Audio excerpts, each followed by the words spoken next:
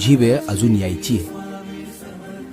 देवाने तुला बनवताना काहीच कमी ठेवलं नाहीये. फक्त तुझं पॅकेजिंग वेगळं आहे आणि त्याचं वेगळं आहे. लोकांना कॉपी करू नकोस, कारण तू एक मास्टरपीस आहेस ज्याची दुसरी प्रत या ब्रह्मांडात उपलब्ध नाही. तुझ्या बोटांचे ठसे जसे कोणाशी जुळत नाहीत ना, तसंच तुझं नशीब सुद्धा कोणाशी जुळणार नाही. स्वतःवर प्रेम करायला शिक. भिवरू नकोस. मी तुझ्या